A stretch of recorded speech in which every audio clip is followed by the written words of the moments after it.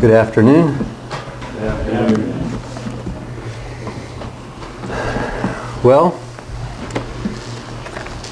the plan is to share my testimony this afternoon. It's a long story, so obviously I won't be able to tell near all of it. But my hope is to, a couple things. One is familiarize you with where I come from and why I am the way I am. And also just how God has worked in bringing me to this place. And my anticipation of His continued work. It's good to see young men chipper and hopeful and optimistic.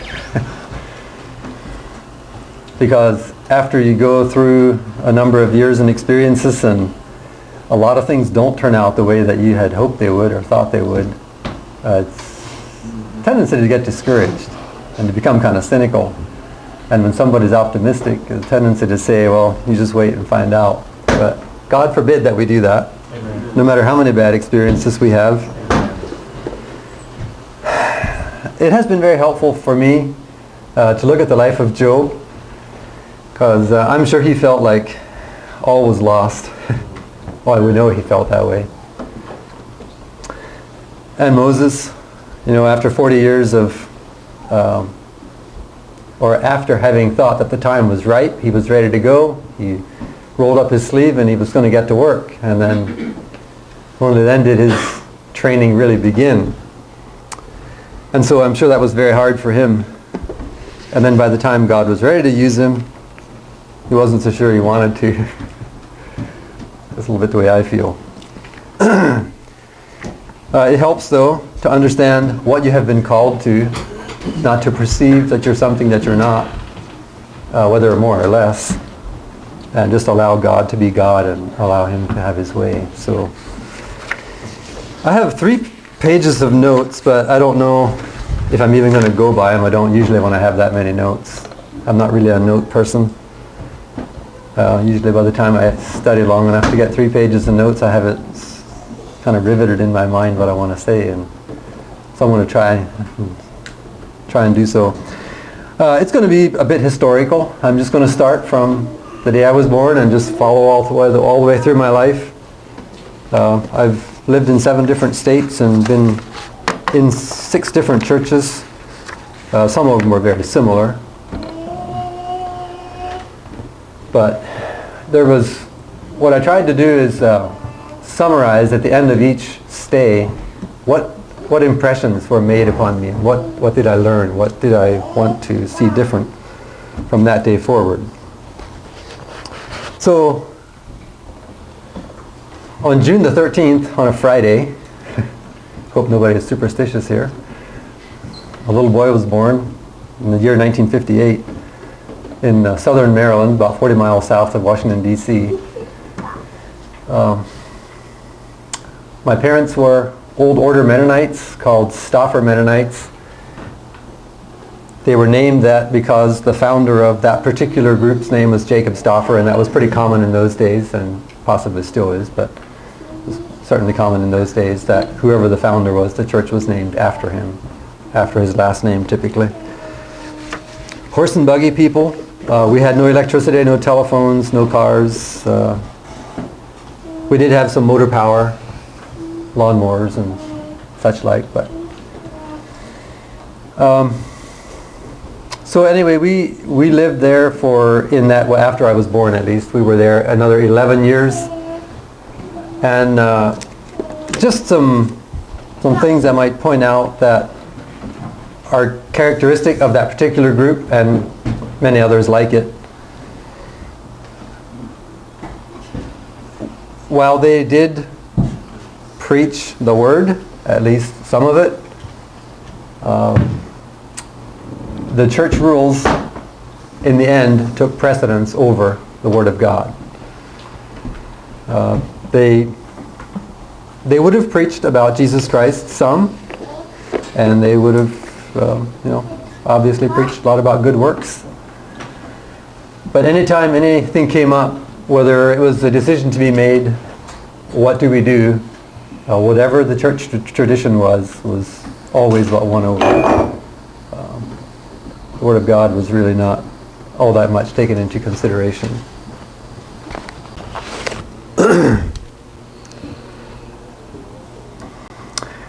There was strict compliance demanded in externals, but there was really no governor in the matters of the heart.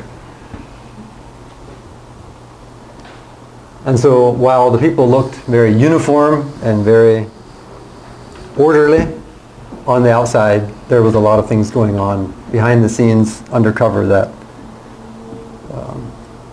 many did not know about. Whether it was drinking, immorality, dishonesty. And I wouldn't, in everything I say here, there's always exceptions to every rule. I don't want to put everybody under the same, in the same category. But these things were happening, and there was really no way to deal with them, because the rule was if you obey the church, then that's all that's required. Beyond that, there was really no, what can you do if somebody's obeying the church rules, if that's what your guide is. Also, in terms of evangelism, there was no evangelism. They were not interested in it. Some believed that that was done in the book of Acts. It started and ended there. They went into all the world, they preached the gospel, and now we simply live quiet and peaceable lives, and that was the end of that. Another thing was the expectation of the youth. Typically, in many families, when their youth turned 16 years of age, they would do what they called turn them loose, let them go, and they could go and experiment with the world. And as it was worded oftentimes in that setting, is they would dress English, since we were German. They would dress English and dress like the world, and they would drive cars and do things like part their hair on the side instead of in the center, and wear belts instead of suspenders, and just whatever happened to suit the fancy of the ones that were in that place. There was quite a bit of variation in that. Some of the people were, some of the families were pretty strict about not allowing that, and so their children actually stayed with the church rules most of their lives. Well, there were some who kind of went halfway, and then others who went just completely all out and did whatever the flesh desired. By the time I came that age, there was drinking, smoking, immorality, pornography, even some dabbling in drugs and car racing, and just bad language, movies, and sometimes there was actually competitions to see who could be the worst. It was not unheard of that there were weddings because of immorality in courtship, and so that happened on occasion. Well, needless to say, a few more things before I go on. As far as education is concerned, it was considered a necessary evil, and the state of Maryland had a law that you had to go until you were 14 years old. Once you turned 14, you could quit school. And so that's what we did. And oftentimes it was, whether in the middle of the week, it didn't matter. When you turned 14, that was it. You didn't go back to school that day. And so most of the students looked forward to turning 14, because very few of them really liked school. If you liked school, you were kind of an oddball. And so consequently, the grades were pretty poor, just exposing how bad it really was. In the fifth grade, I had 8 Fs at the end of the year, and one of my cousins had 12. Well, we failed that year and had to repeat 5th grade. And it was just a really sad attitude towards education.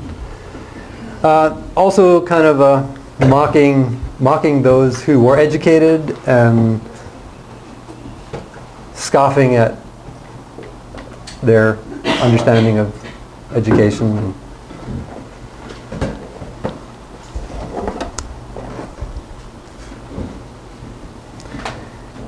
In the middle of all this, though, my mother in particular was not happy with the way things were going. My father really didn't approve of it either, although the home he came from, it was much more accepted. The home my mother came from, my grandfather was a rather troubled man, but he did have a concern. He did think that we ought to go more by the scriptures than what we were, and so he was a man of some integrity, and that got passed on to my mother, and so she got a set of Bible story books from the Seventh-day Adventists, and so that's what she read to us for years as children. And it's been so long now, I don't really remember a lot of particulars, what might have been in there that I wouldn't even agree with today, but the stories stuck, and I think it was probably more good than bad because she did a lot of reading to us and talked to us a lot about just holy living and such like, which did make an impact, which I'll get to a little later. Also, it was a few years before I was born that Rodenstaff Publishers started in eastern Kentucky, Crockett, Kentucky. I'm sure some of you are familiar with that.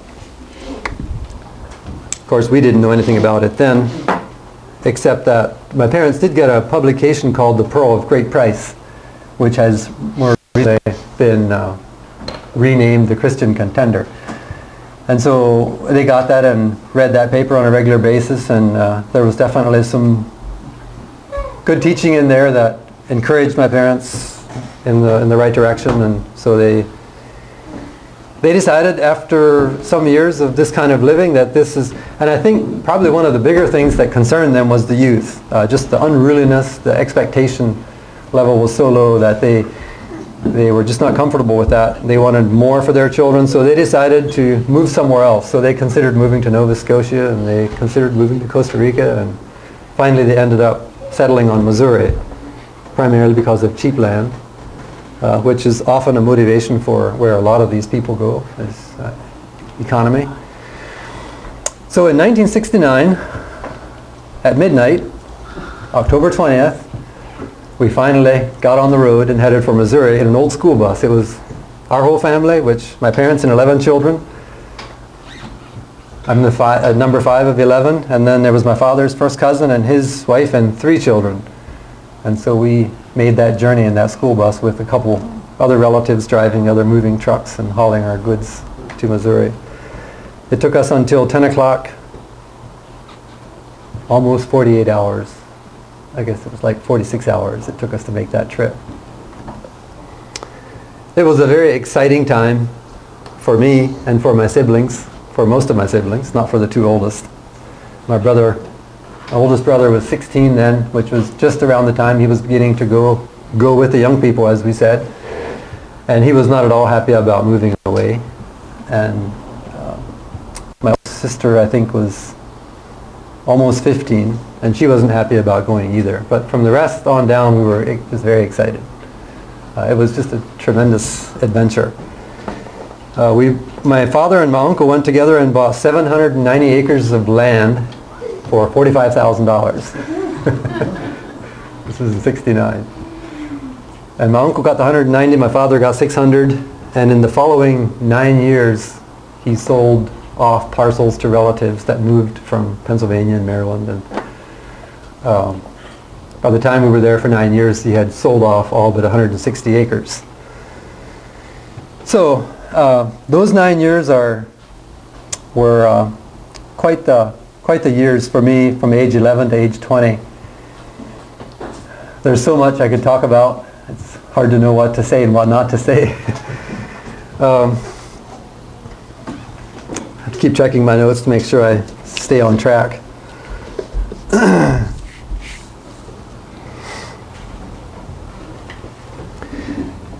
We could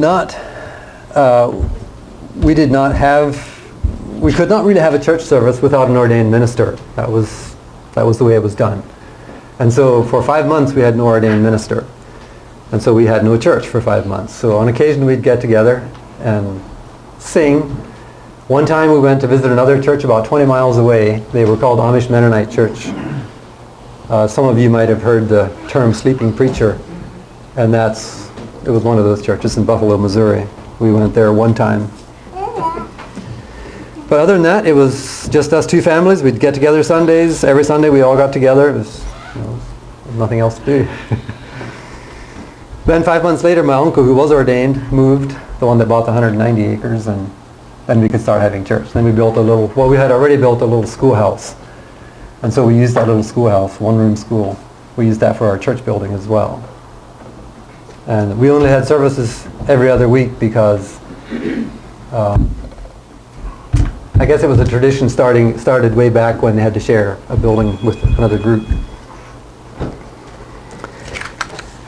Anyway, my parents' hopes were to get away from, as we called it, the wild oats days of the youth, sowing their wild oats,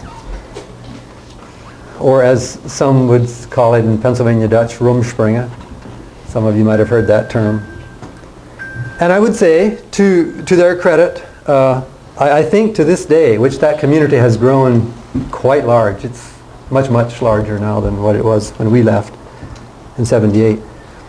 And I think, there were some improvements made, definitely, but not near enough. So, what do I say? I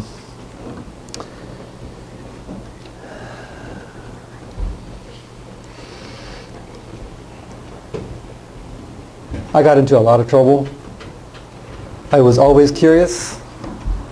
I suppose if there was ever a trouble-prone person, it was me. I was probably more trouble-prone than any of my siblings. Rash, impatient, thoughtless. I did not think what I was going to do. My older brother, just older than I, was just the opposite. He always thought things through. He always explained things to me. He was the one that introduced me to new words and new concepts. And it sometimes just went over my head. I really didn't care. I couldn't have cared less about history. I cared nothing about religion. I didn't even know what politics was. I was just a here and now. I was very impulsive, very much today. Have fun, have a good time. I loved humor. I loved fun. Beyond that, I just really couldn't have cared.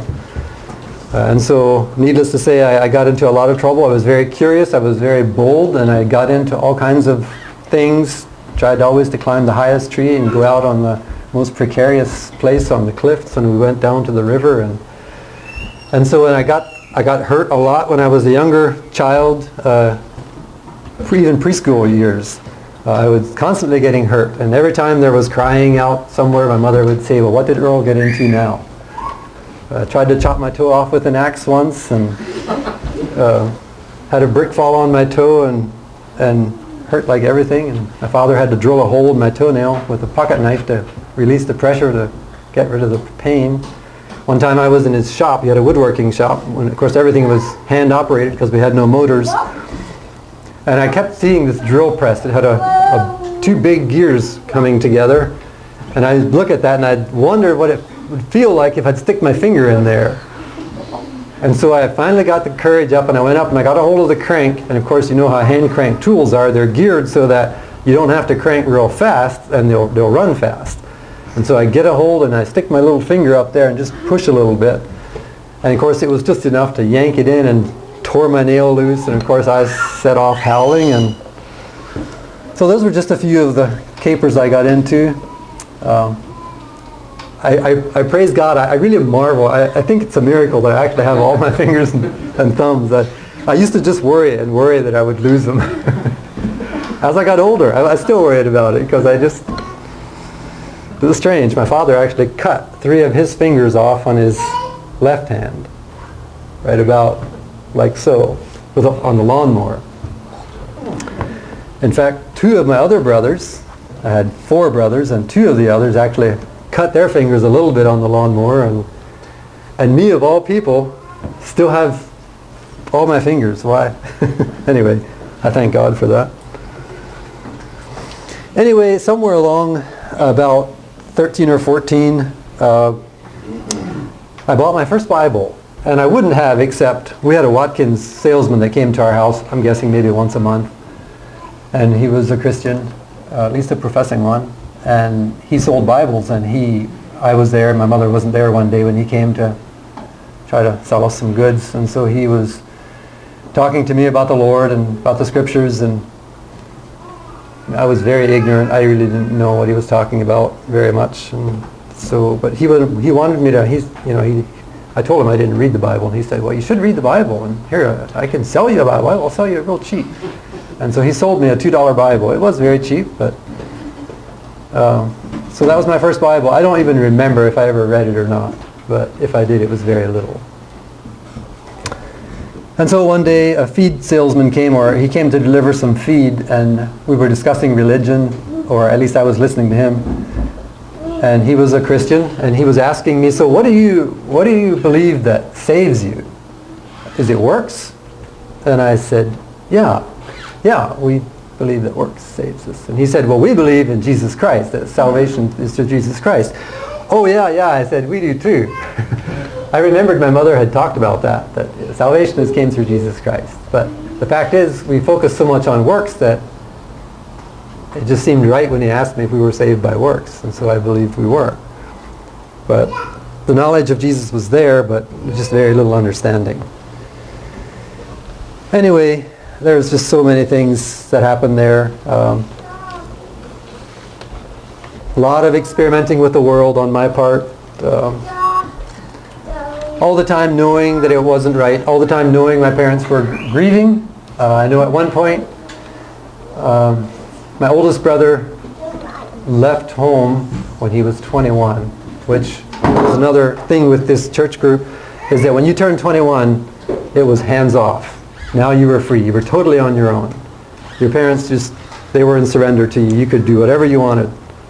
Now, not necessarily while they were living in your home, but that they were on their own. And everybody just respected that rule. It's just the way it was. So he turned 21, and cars were bad enough, but red ones were much worse. And he bought a red car. And so it was a tremendous grief to my parents. It even made me cringe because I saw how bad my parents felt. And I kind of wished he wouldn't have, because I didn't want to see my parents grieving so. And then he moved back to Maryland and got involved with the old activities that we would expect nothing else. He started dating a Catholic girl, and he ended up marrying her.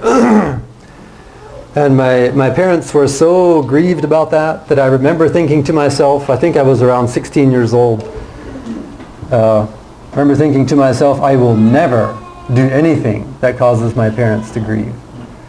Well, that was an impulsive, good-hearted intent, but obviously with not more substance that there was in my own heart and not more teaching than we had, I did not live up to that and caused my parents quite a bit of grief myself.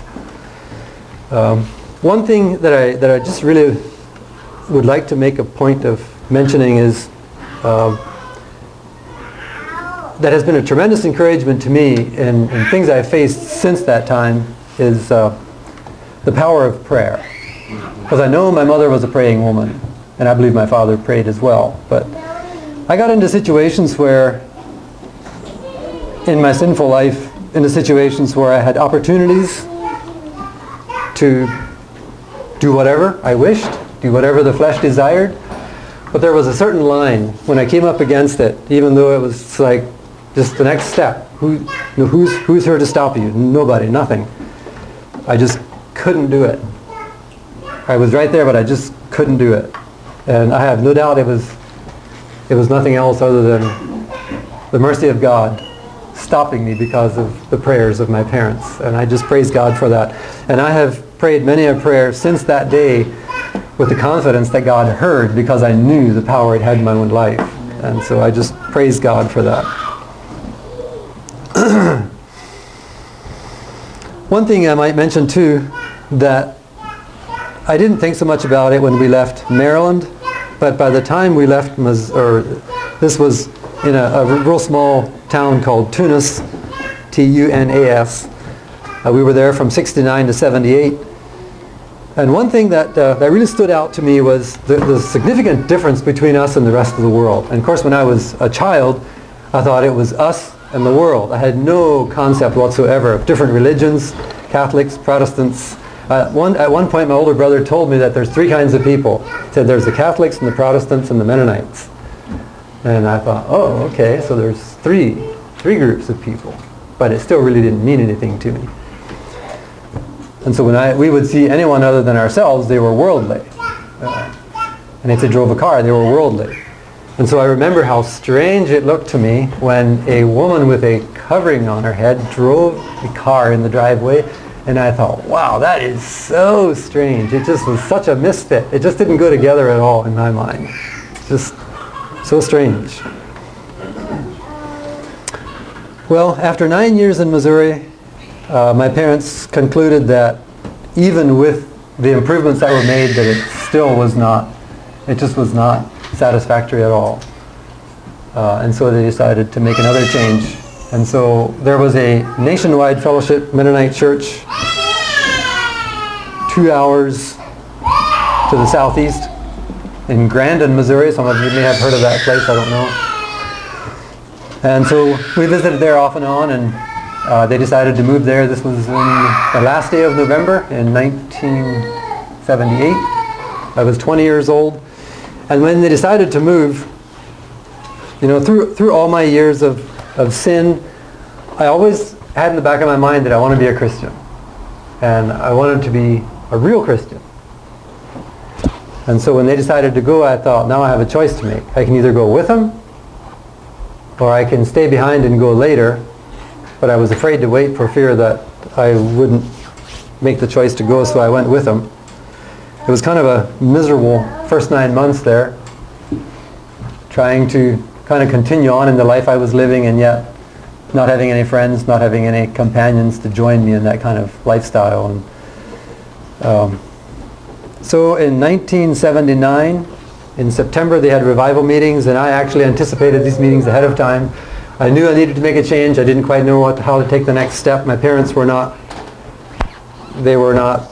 they didn't really know how to lead us to the Lord, and so they were just waiting on us to make the move, and I didn't know how to do it either, so I just thought, okay, the revival meetings are coming, and so I'm going to wait till then, and then I'm going to give my heart to the Lord. Well, it was the beginning. When the invitation was given, I stood up, as was the practice, and that was the start. And I think the Lord honored that desire and that beginning, and it was the beginning of my walk with Him, although I was quite naive, quite lacking in understanding. But yeah, what I was going to say a little earlier about people, there being us in the world, something that was growing on me that I didn't like was, and some of that was carnal, but some of it was honest-hearted. I didn't like the huge gulf that was between us and the rest of the world. It just seemed like, well, first of all, it was maybe just more curiosity. I wanted to just learn about these people. How do they live and how do they think? Because to me they seemed so different, I didn't even think that they felt like we did about just normal weather issues and news. And it's just, they just had completely different, like they were from a different planet or something. And I didn't like that. I wanted to connect more with them. And so it was always kind of exciting when I learned to know somebody a little better. And this feeling kept growing as I got older. I just wanted to connect more. I wanted to be more on the same page. I wanted to be able to relate,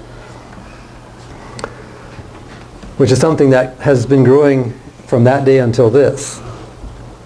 Anyway, so I was quite enthused when I began my walk with the Lord. I would many times sit on the edge of my seat through the preaching and just drink in what they were preaching. They preached repentance, they preached the new birth, they preached holiness of life, and this was big stuff to me. I had never heard this kind of preaching before. It was the real thing, and I was just really excited, and I just was so eager. And of course at that point, the best way I knew to demonstrate my Christianity was obey the rules of the church, because as I discovered some years later, we're still too much on the same page. It's still too much of, they did preach Christ, there was a lot of good teaching, I learned a lot, I wouldn't trade it for anything, but there was still a lot of emphasis In fact, I struggled for years knowing how to put it in a simple phrase. People used to ask me, what's your problem? Why do you want to leave? And I would have all these different things that I had a problem with, but I thought there should be some simple way of summarizing it. I just didn't know how to do that. And it wasn't until years after I had even left Nationwide that I finally came up with this simple answer. And it's simply this: they focused more on the bride than the bridegroom. And while the bride is very important, the bridegroom is head and shoulders above the bride. She is very precious and very beautiful if she is in harmony with her Lord. But if not, then it loses its beauty.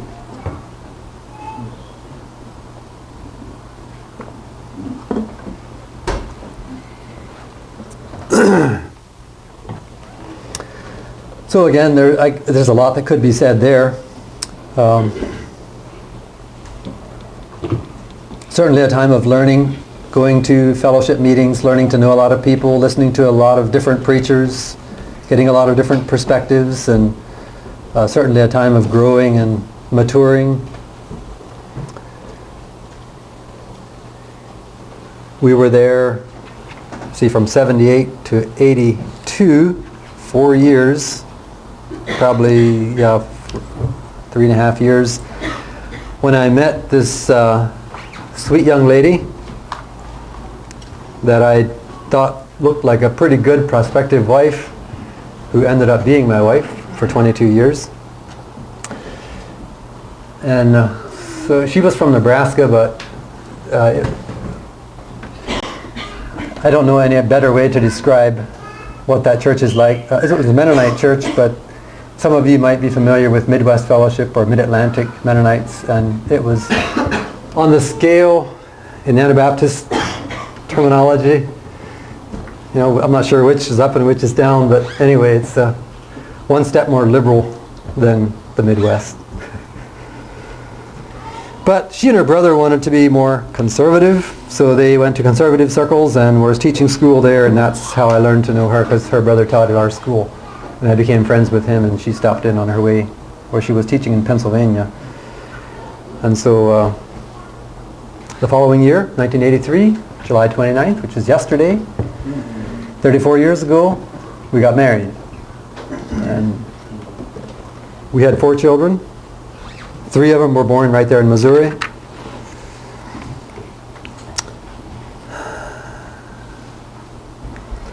I was very zealous for having a godly family. So zealous I would preach to my wife about how we were going to raise our family, and of course there was just so much lacking. Just very much lacking. A lot of understanding lacking. I really didn't have a very good model. My parents did the best they knew. And years later, my father explained a few things to me about his family, that he was not a man of many words, and so there was really very little communication in my growing up years with my father. With my mother, there was a lot. She was like me. Sometimes she couldn't stop talking. So with the understanding I had, I set out to have, notice the order of the terms, I wanted an orderly and godly family. And so I set out to have order in my home. And I had order, fairly good order. In fact, it was good enough that a cousin of mine visiting my home once said, and I say this as kind of a warning, take it for what it's worth. My oldest daughter was maybe 11, and he said, if I had a family I'm not sure what he said, as nice, as orderly as your family, I would have a hard time not being proud. And well, of course, that made me feel good. I thought, I am doing a good job. And so the warning is this: it might look good, and I'll add this too, especially if order is your primary focus. Because it was my focus. It was order. There was not going to be any of this nonsense. I had seen so many parents that I felt were not strict enough with their children, and that was not going to happen in my home. There was going to be order. Children misbehave, there's discipline. Well, I did make a few changes that were for the good, I think. I don't recall that I ever disciplined my children in anger, which happened to me a lot. In fact, it was the only way I was ever disciplined. So I praise God for the grace to take that step, and yet there were other things that lacked. One thing that was troubling to me, I knew something wasn't right, but one time a young man that was a regular visitor at our house some years later, he used this terminology. He said, you are so businesslike with your children. And I thought, I don't like to hear that. But I knew what he meant. But I didn't know what to do about it. I didn't know how to change it. I wasn't organic enough. I wasn't gentle enough. I wasn't just engaged enough on their level and understanding and feeling and walking with them. It was too much of a, I'm the dad and you obey. And so things can look really good under that kind of leadership for a time. But the time comes when the truth comes out. And I've said already that Wengers are late bloomers. And so my children didn't demonstrate their resistance to that until they were older. In fact, they were grown before it really began coming out. But in spite of that, I thank God for what I do have today. I'll get to some of that later on. So I was out of a job, and I got a job offer at Crockett, Kentucky, to work at Rod and Staff. And even though I, in my rashness, had said a lot of things I would never do, and working at Rod and Staff was one of them, I will never work at Rod and Staff. Well, the Lord knows just exactly how to break that arrogance and humble us, and sometimes it just takes an awful lot of humbling, because that was just the beginning. But I went and I worked at Rod and Staff for 5 years, and I loved every day of it. Our fourth child was born there. We lived right on the compound where all the business was, and a number of other people did too. And we were appointed to host the visitors that came through, and a lot of visitors came through from many places, homeschool families. They wanted to see Rod and Staff because they used Rod and Staff literature, and so they wanted to see this place, and so we had a lot of visitors, and so we were appointed to either, there were also apartments where they could stay overnight, or they could go in homes, and we would either provide food in the apartments, or we would take them into our home or the other homes. So we got to meet a lot of people, some of which became longtime friends.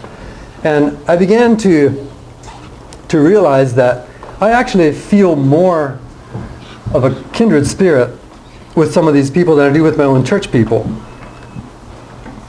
Of course, I learned a lot about that since then. It wasn't all quite as glorious as it seemed at the time.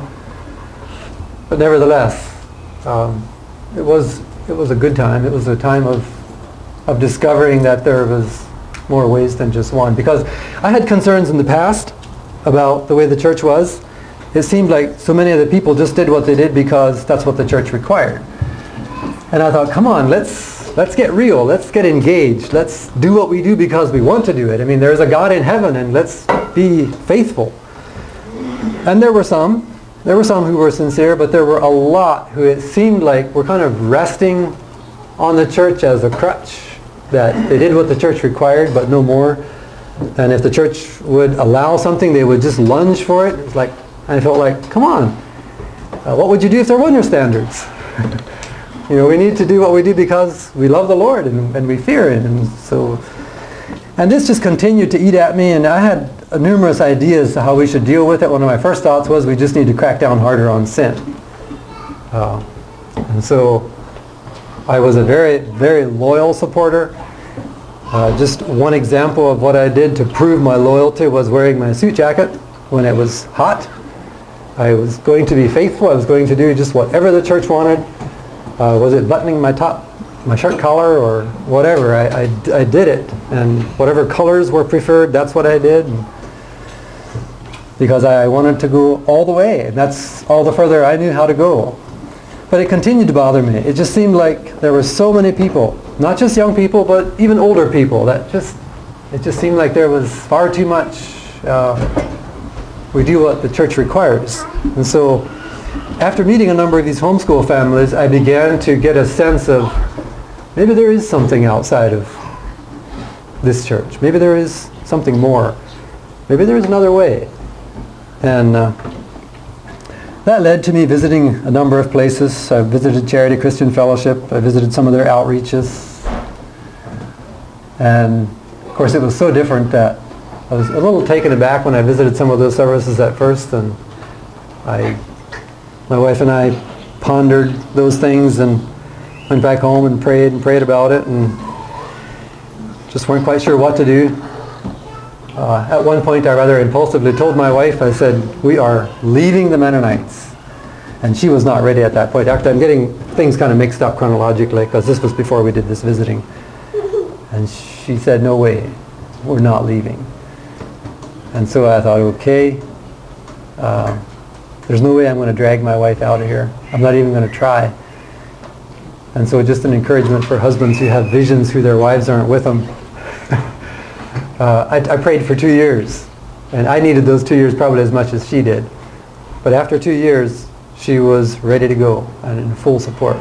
And in fact, if I would have tried to talk her out of it, she would have wondered what was wrong with me. So it was a well spent 2 years, I think, for both of us. We ended up moving to Perkins, Oklahoma, to a small group of believers there that were, part of them were from a background similar to my own, part of them were from backgrounds like some of yours.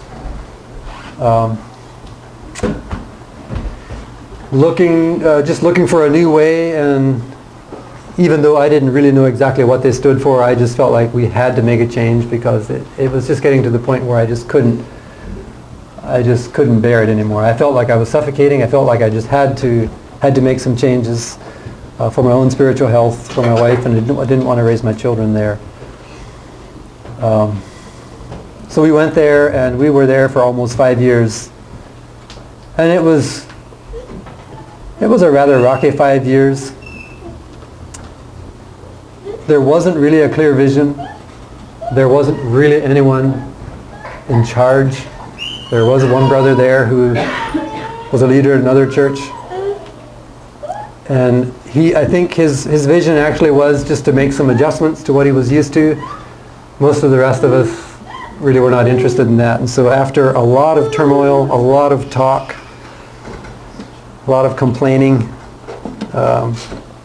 we finally left there and went to Wisconsin. So yeah, it's hard to know what all should be shared about some of those years. I did make some friends, of which I still am friends with some of those brothers that I met there in those years. In fact, one of them is Anthony Hertzler's dad, Henry. I talk to him on the phone every once in a while.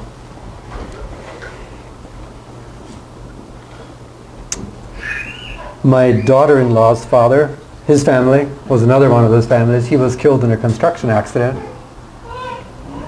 Oh, it's been probably 10, 12, 14 years ago now, maybe. Him and I worked together. And there's some other brothers that are still there, or one in particular, that actually was very good for me.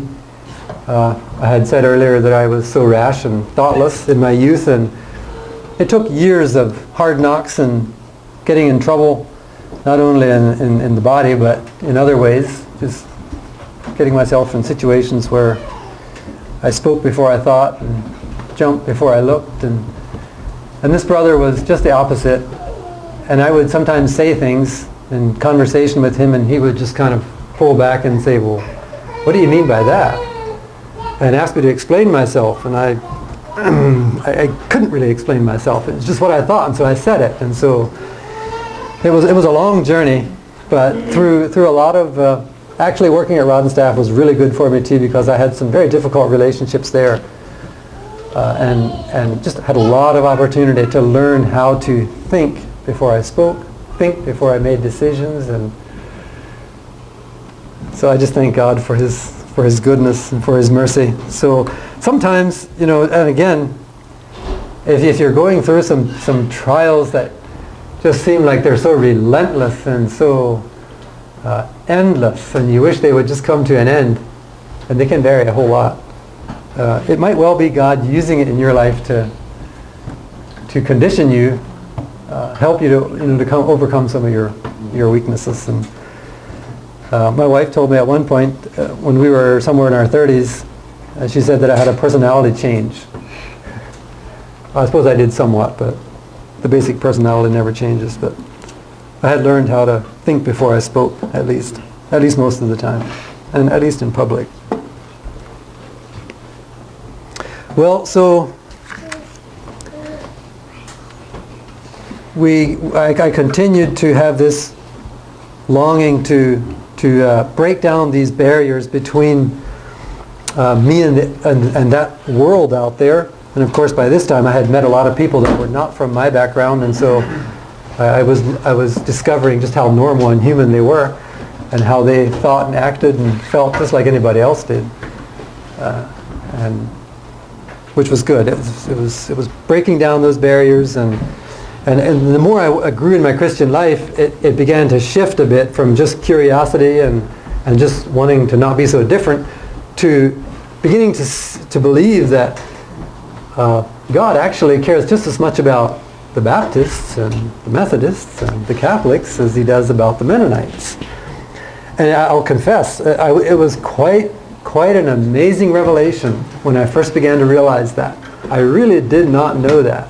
I really believed that we were God's people, and all those out there were counterfeits, they were insincere, they were just simply off the charts. They were not Christians. And that's very sad. It's very sad to be as old as I was before I became aware of the fact, because I learned to know some different people. In fact, when I was 20 years old, before I was converted, I met a young Baptist man. And I'll just inject this here, just to help you to see how badly we lacked Bible knowledge. But I told him I don't know the scriptures very well. And he said, well, surely you know John 3:16. And I said, no. What's John 3:16? He said, really? You're serious? You don't know John 3:16? You were raised a Mennonite? I was embarrassed, but what could I do? I had no clue what John 3:16 was. Now, thinking back, I'm just kind of shocked at the fact that it was even true. I can hardly see how it could even have happened. To be fair, I'm sure some of my siblings knew what was there. But there were a number of them that were more thinkers than I was. I am very sure my brother older than me knew that. And he probably knew a whole lot more by that time. But me, I had no clue. I have never been a good book learner. To this day, I can learn a lot faster by watching somebody and imitating for a few times than reading something in a book. If I have to install something by directions, it takes me a long time, especially if it's something I've never done before. So I'm very much a visual person and a hands-on person. Although I actually have learned to enjoy reading. In fact, sadly, in my youth, I read a lot of romance novels, which is a very bad thing to let your children do, because it gave me a very perverted idea of love. And it took years for me to overcome that. I'm not totally sure if I'm 100% over it yet. I don't know. Western books, mystery books, just a lot of excitement and violence. But as I got older, not only did I just believe it was wrong, also comic books. I read lots of comics. In fact, one of my friends in Oklahoma was instrumental in bringing that to a stop, because we were talking about it one time, and I made some offhand comment about it being a waste of time. And he got very vehement, and he told me it is more than that. And he talked about the immorality, and about the violence, and about the disrespect, and all that's in comics. And I thought, yeah, you're right. I guess that's right. I hadn't ever thought about that. And so I praise God for his faithfulness in helping me see that. So just in maturing and all that, I gained much more of an interest in reading wholesome books. I read, probably the kind of books I read most of was about persecuted Christians. And many a time I've found myself in tears in the straits they found themselves in, the horrible suffering. But I think it was a very good thing, because it has helped me to do two things. One is to reckon with the fact that the Christian life is a life of suffering. but also the grace that God gave. It was always so thrilling to read the stories of those who were very faithful, and always so sad and disheartening to read the stories of those who yielded to the pressure when they were under test. So anyway, we'll move on to Wisconsin. So now I turned 41 the week after we got to Wisconsin, and it wasn't until now, at 41 years old, that I really began to reckon with the depth of my depravity and with the depth of need. It was a very unnerving experience, because I had been walking with the Lord to the degree that I understood how for 20 years. And the pastor there was a very intelligent man, a very insightful man, very discerning man, and he was a tremendous blessing to me for at least the first 5 years I was there, and just taught me an awful lot about things that I hope all dads are very familiar with. Just why did Jesus Christ die for us? I didn't even know that. I didn't understand that when I was baptized. Jesus died, but why? Why did he have to die? It made no sense to me. Why do women cover their heads? I did not know that. I did not understand that when I was baptized. So, kind of jumping back and forth, but due to that, I was rebaptized at 40, I figured out, 42 or 44, I forget. When my second daughter was baptized, she was 16. My wife and I were both baptized again. My wife, due to a child conversion, which I had concerns about for years, and finally I persuaded her that it really wasn't sufficient, and she was ready for it. I wasn't so sure I needed to be baptized, but my pastor thought I should, and after talking with me for a while about the matter, I became more and more convinced that he was right, and for two reasons. One is just my utter ignorance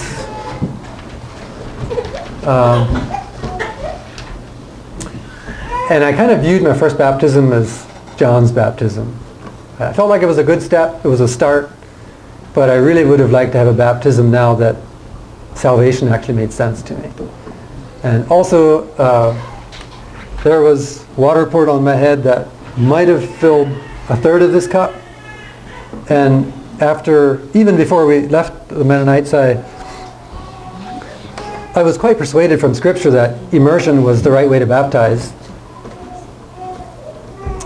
And then we had a teacher come around when we were in Oklahoma, and he stayed up with us late one night, and we talked about baptism. And I was thoroughly persuaded by the time he got done with me that it was baptism meant immersion. So I was baptized the second time.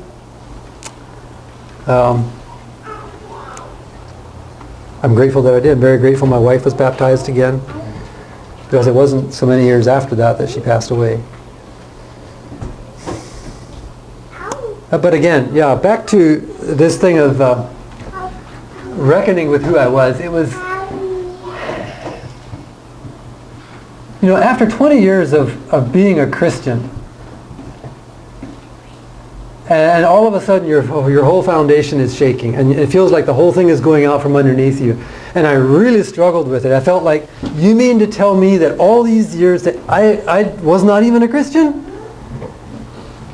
And I finally reconciled it with, certainly was not where I needed to be. I certainly lacked understanding. I was certainly far from mature. But God in His mercy, He understood all that. And He saw my heart, and He knew that I wanted the whole truth. And so He was merciful. Yes, I think I was His child in the weak, immature way that I was. But it was just an extremely unnerving thing that I don't know how long it took, months if not a year, for me to reckon with that and deal with it in my mind and just accept it. And it was just like starting over. It's like starting a new life. Actually, that happened to me several times where I felt like I was starting a new life. I remember one time telling the church there that life begins at 50. Some people say life begins at 40, but for me it felt like life began at 50. I felt like I really began to understand Christianity in a real way at 50 years old. And by now I had been walking with the Lord for 30 years. And so one thing, as I think back, when I left the Mennonite church, I had no problem with their church standards. I thought they were good. And I told people, I said, I am not leaving because I am in opposition to the church standards. I said, I'm leaving because I want more, a deeper spirituality. I just want more of God. And it just seems like we're not going anywhere. But I had no problem with the standards. Well, the longer I was away from it, and the more this reality of who Christ really is and what he came to do and how badly we need him and how much we need to rest on him, I began to reckon with the fact that I think there is a problem with church standards, extra-biblical church standards, that is. Because now I began to see that if you are considered a brother or sister in good standing in the church because you obey the extra-biblical rules, how is your faith in Christ reckoned with? And so I have come to the point where I feel pretty strongly about extra-biblical church standards. Ironically, we still did some of that up until I came here. So, what all happened in Athens? A lot of things. In 2003, my wife was diagnosed with a tumor. Or I should say a tumor was discovered in her abdomen. We went to a doctor who practiced both natural and modern medicine. I call it modern, I'm not sure what it would be the other term for more typical medicine. And he said, you should do something about it, but there's no big hurry. It's not serious. And so we thought, okay. And at that point, while growing up, my wife and I both our homes and growing up, we scoffed at anything that was natural. We just made fun of it. We always ate white bread when I was a child. We would eat brown breads. We called it brown bread instead of whole wheat bread. And we did that once in a while for something different. But we scoffed at people who thought it was more healthy to eat that way, and anybody that talked about fiber or not too much sugar, we had no use for it. And I think part of the reason was I had some relatives that were fanatics. They were very inconsistent and they were quite fanatical, and two of my father's first cousins, two single women that never married, they both died of cancer in their 30s, and they were some of the strongest proponents. And that did nothing to encourage us. And so it wasn't until we were married and I had some of my own health issues, actually that frightened me quite a bit. And I decided, well, something's got to change. And the doctor prescribed some stuff and I didn't like it, and I thought, there's got to be a better way. And so little by little, my wife and I began to take some interest in natural ways of eating, and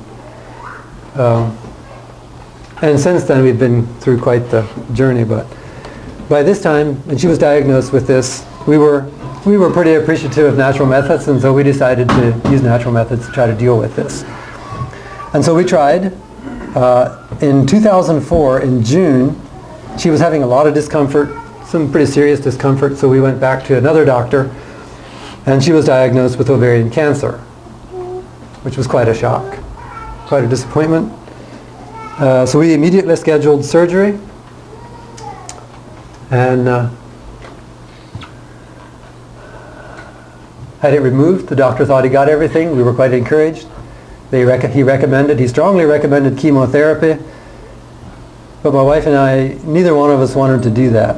So we decided that, okay, the cancer is all taken out, it's all gone, we're not going to try to deal with the cancer with natural means, but now that she's cancer-free, now we would like to build her body, build her immune system so it can fight off any potential future cancer.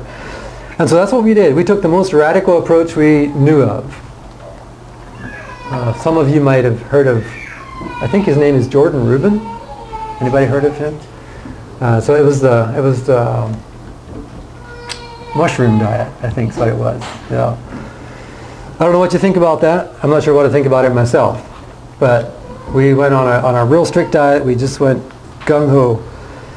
Well, this was in June, and by November, my wife was having quite significant pains. We went back to the doctor, I think probably not till December, and she was diagnosed with cancer again. And so that was very disheartening. So we had a second surgery. I believe it was January before we had surgery. And her hair had just been coming back, and she was doing better. Well, of course now she was feeling worse again. But so we had a second surgery, and this time we said, okay, we give up. We tried the natural way. It did not work. Let's try medicine. I mean, so we went with the chemotherapy route. After her third treatment, the doctor said, there's nothing more I can do. He said, it's not helping. So I said, okay. I was determined that we're going to walk in faith in this thing, and so our oldest daughter had come with us that day. She was driving the car on the way home, and so I told my wife and daughter as we were driving home, I said, okay, some people say now we go home and die. I said, we're not going to do that. I said, we're going to go home and live. My wife was leaning very heavily on my faith and my courage. She was feeling pretty weak. So I knew I had to be upbeat, but not just for her sake, but for the Lord's sake. I mean, He was good, and I believed He was, and I was determined that we would trust Him, and maybe He would still heal. This was in May. My pastor asked me several times if I had any sense of what God was going to do, and I said, no, I really don't. And I tried to pray about it a few times, and I always felt like God just kind of pushed me back and said, not now, son, not now. And so I just was like, well, why do you don't just sit and beg when God says no? So he asked me again, and I said, no, I don't have any idea. But I said, I'll pray again and I'll see. So one Friday morning I was praying.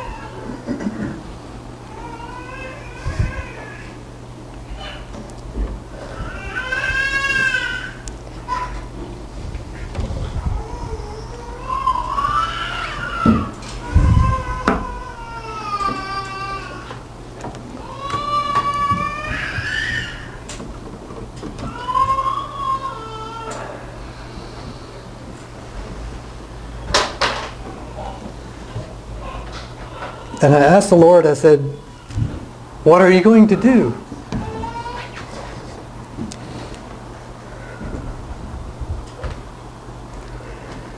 And He spoke to me just as clear as could be.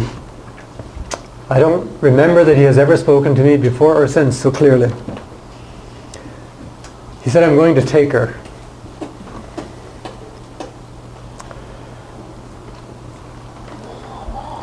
As strange as it might seem, I immediately got up off my knees. I walked down the hall. I called my wife and children together, and I told them what the Lord told me. And I think it was my utter clearness and liberty to just tell them what He said. They could read the confidence and the faith in me. They were all just quiet. They just looked at me like, wow. Nobody cried. Nobody said a word. It was just... And I just felt strangely at peace. It was like God has spoken. I mean, I felt like I was in the presence of God. I mean, how can you feel bad when you're in the presence of God? It was just so powerful. Well, my wife dreaded going to the church meetings, or the following church meeting. And what happened afterward, I think, was maybe an act of mercy. She just said, I don't know, I just don't think I can go.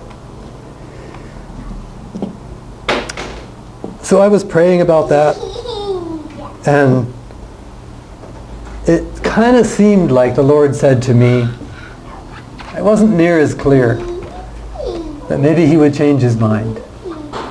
And so I shared this with my wife. And she took a lot of courage in that. And so she went. And she shared with some of the sisters what I told her. And I think she clung to that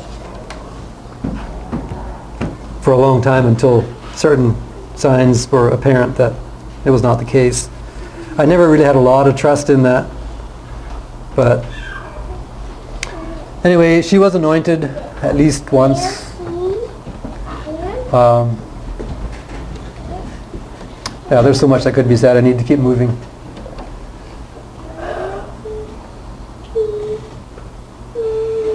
On October 25th, 2005. It was an interesting experience. Again, just another thing I'll throw out just for your encouragement. Sometimes when our schedules are disrupted, it could be a good thing. I was carpentering then. I just finished a job on Friday evening, and I had another job lined up for Monday morning. It was a siding job, and so as we were packing up our tools to leave the job, I called the lumber yard to have them deliver the siding, which in retrospect it was foolish that I didn't think ahead. And they said, well, we don't have that siding in stock. And that was very perturbing to me. I was pretty upset about that.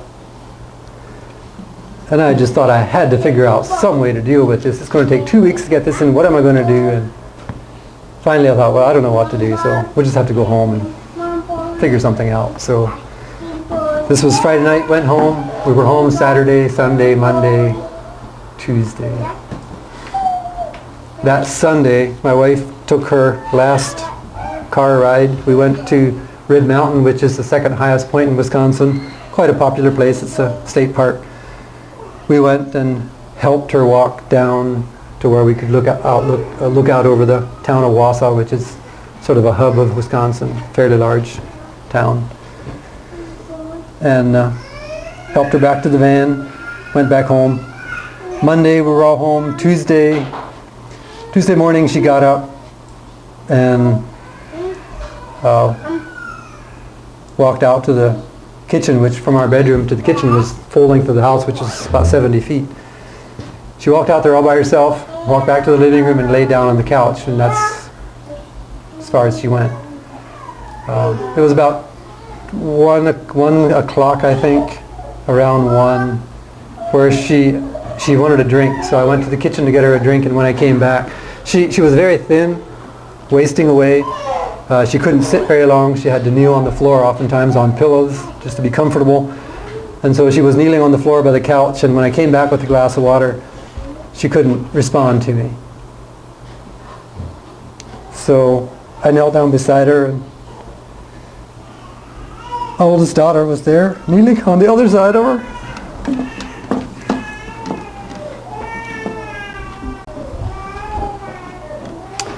For the next hour and a half,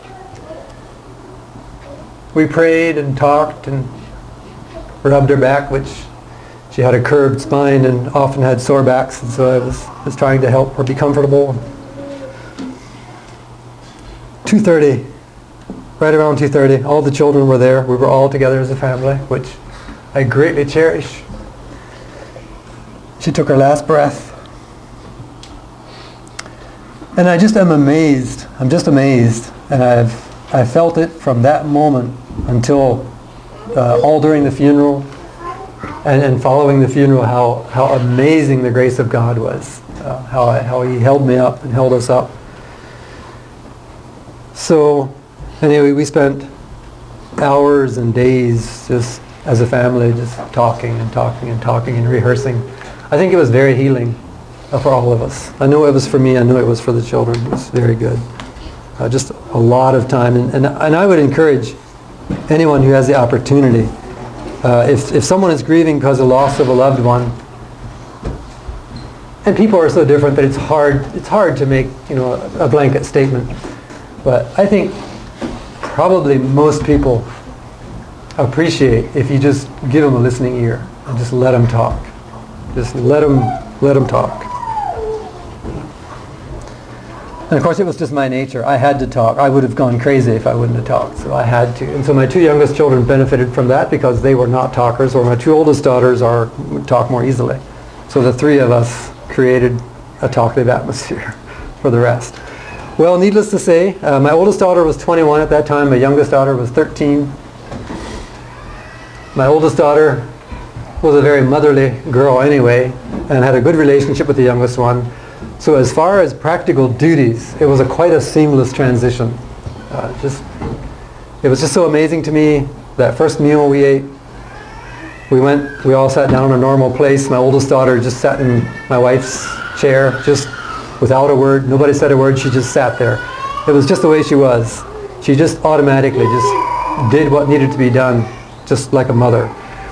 And I just cannot be thankful enough for what a tremendous blessing she was. My two oldest daughters were through the following years, all the way up until last April, when the second daughter, who is not married yet, and she left home.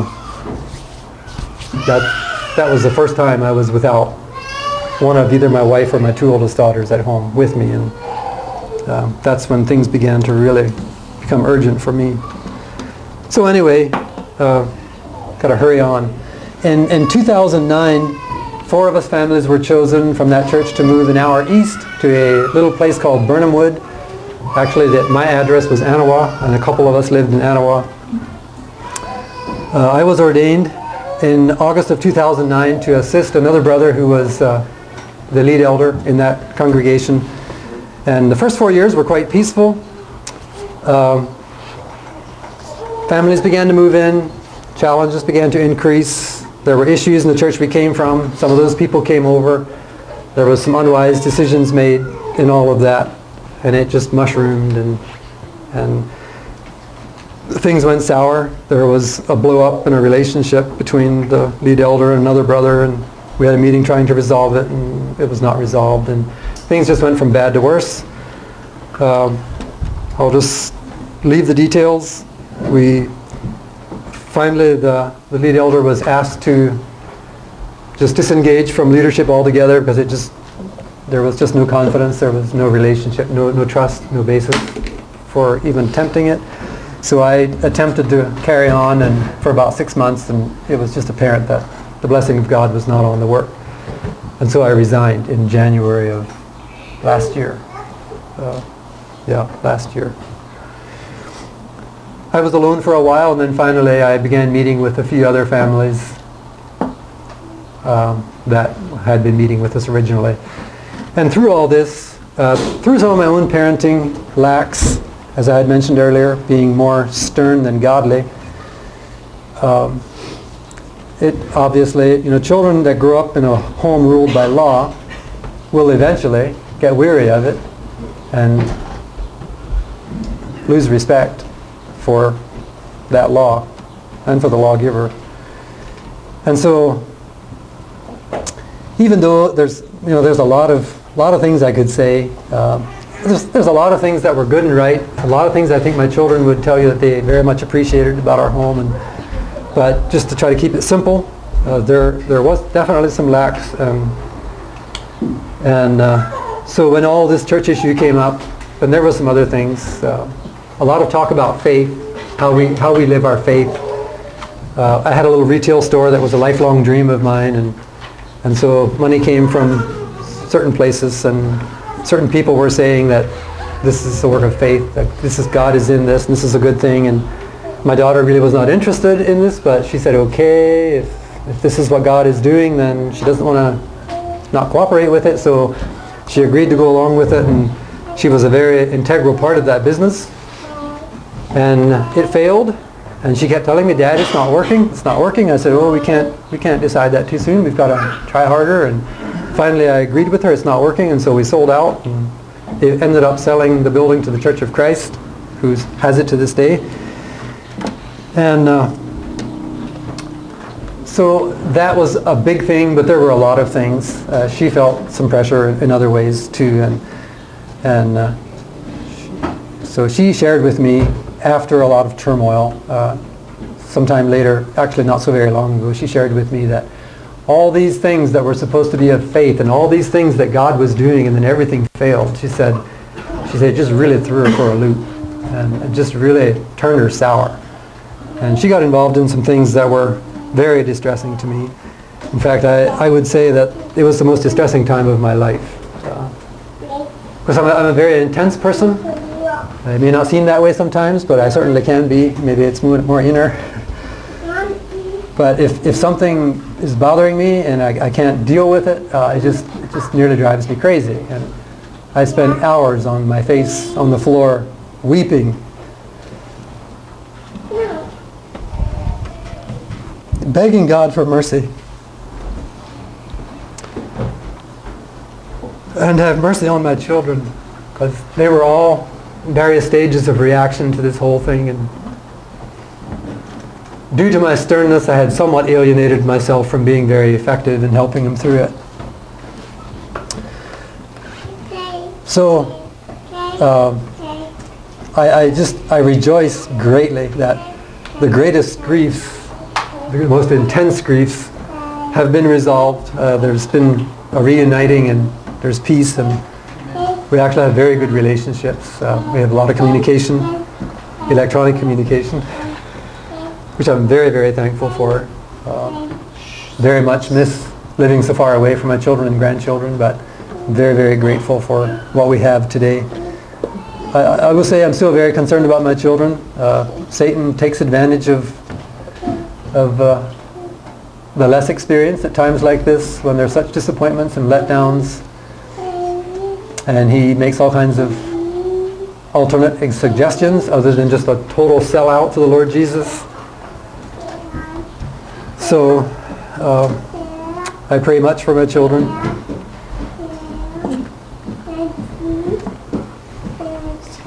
I'm not sure if I'm overlooking things I should be saying and saying more than I should or not. Oh, I might just mention then how I came to know about this place. Several years ago, actually when the church was still seemingly going fairly smoothly, the lead elder gave me this book titled King Jesus Claims His Church, and encouraged me to read it. He hadn't read the whole book, but he read enough in it that he was impressed with it. And so I read it. It took me a while to read it. I'm not a fast reader, and if there's any depth, why it takes me all the longer.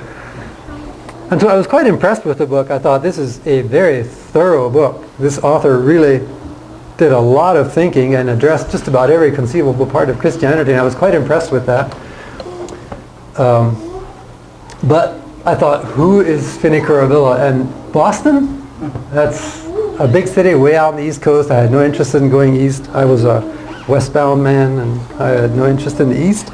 And cities, well, we didn't go to cities. That just wasn't consideration. And this man, I had no clue who he was. I read lots of books, so I didn't know who the author was, and that was normal. That was nothing new.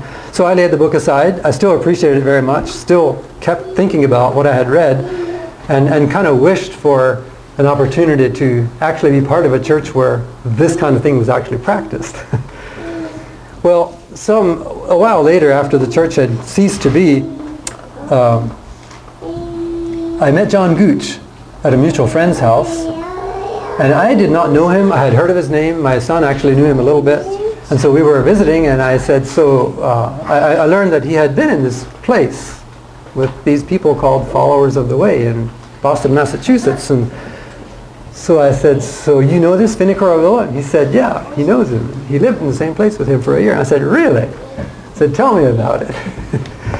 So he said 4 things, or I'm not sure if he said these 4 things, but these 4 things were actually what stuck with me, that made a difference to me.